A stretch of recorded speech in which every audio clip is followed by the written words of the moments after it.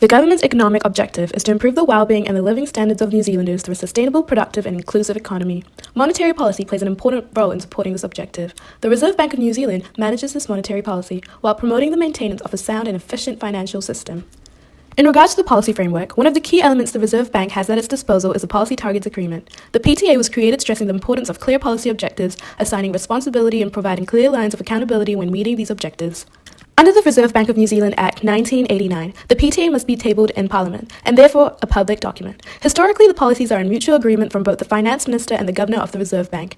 These policies allow the Reserve Bank to carry out its primary function of conducting monetary policy to achieve and maintain stability in the general level of prices. This price stability is defined in regards to the All Groups Consumer Price Index, measuring the change in price level for household consumer goods and services.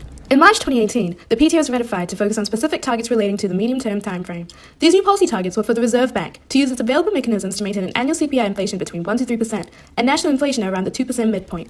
One of the major changes to the policy is the use of the target mechanism to contribute to supporting sustainable employment within the economy. At the same time, the government has proposed to amend the current legislation so that monetary policy will be created and implemented by a committee consisting of internal and external members of the Reserve Bank. Having monetary policy and regulation so it sustains employment within the economy is a good thing.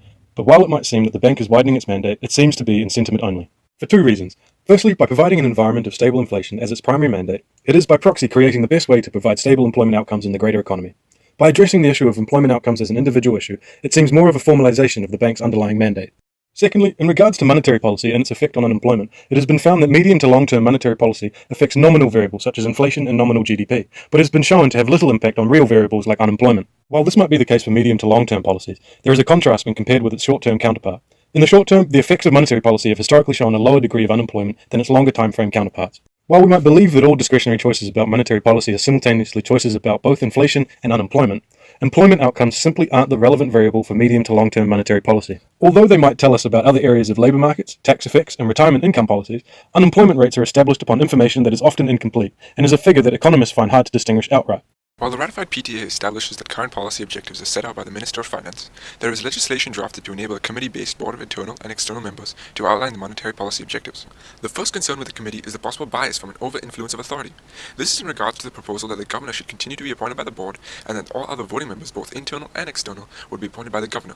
Noted that these appointments would be made in consultation with the Minister of Finance.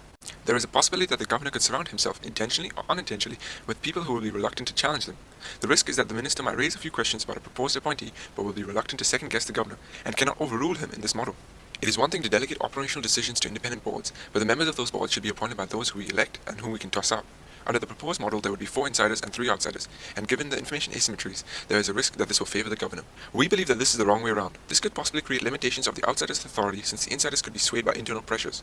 If this is the case, it creates the difficulty to ensure transparency and the regular injection of fresh perspectives and alternative views. The second concern is that there is an independence from political influence and the pressures of a limited elected term outlook. The importance of independence of the Reserve Bank lies in the separation of the monetary goals and its ability to implement these instruments without the bias of the government's incentive. Only an independent central bank operating outside the day-to-day business of politics can be considered a guarantor of long-term economic stability. An argument against an independent central bank is that there may be a lack of democratic governance which could lead to poor or biased social outcomes. The New Zealand public need to be confident that an autonomous central bank is working for them, and that is more likely when the decision makers are themselves drawn from the community. In conclusion, the ratified PTA simply expanded the bank's mandate to include employment outcomes as its focus, rather than fundamentally changing the bank's target agreements. By focusing on price stability through CPI, we believe that the bank was already addressing the wider employment outcomes.